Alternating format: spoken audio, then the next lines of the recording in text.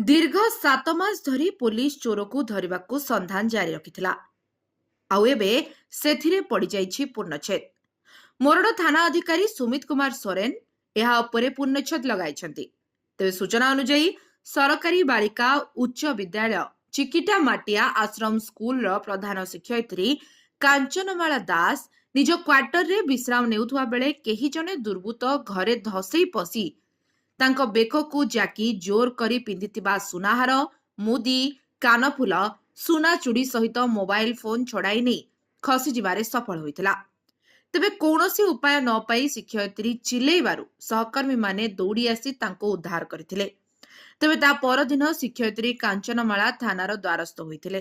ତେବେ ଏନେଇ ମୋରଡା ପୋଲିସ ମାମଲା ରୁଜୁ କରି ଦୀର୍ଘ 6 ମାସ ହାତ ବାନ୍ଧି ବସି ରହିଥିବା ବେଳେ ନୂତନ ଭାବେ ଏହି ମାସେ ତଳେ ଥାନା ଅଧିକାରୀ ଭାବେ ସୁମିତ କୁମାର ସୋରେନ ଥାନାରେ ଯୋଗ ଦେବା ପରେ ଘଟଣାକୁ ଗମ୍ଭୀରତାର ସହ ନେଇ ଛାନବିନ ଆରମ୍ଭ କରି ଚୋରକୁ ଧରିବାରେ ସଫଳ ହୋଇଥିଲେ।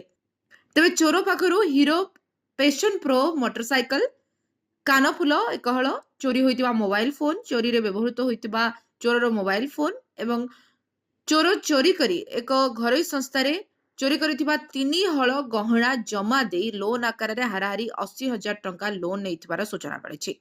ते पुलिस एई गहना को निज हेफाजत को नेबाको प्रयास जारी रखितिबा बेले अभियुक्त चोर कैलाश को पुलिस आज कोर्ट चालाण करितिबार सूचना दैछि। तेज नुआकरी आसिथिबा थाना अधिकारी सुमित कुमार सोरेन सफलतार बुद्धिजीवी महल रे बेस चर्चार विषय पलटि। अपरपक्षे प्रधान शिक्षयित्री कांचनमाला दास को सूचना अनुसार ए स्कूल जैनिक शिक्षयित्री स्वामी चोरी करिथिबा कथा को नहीं से कहउछंती।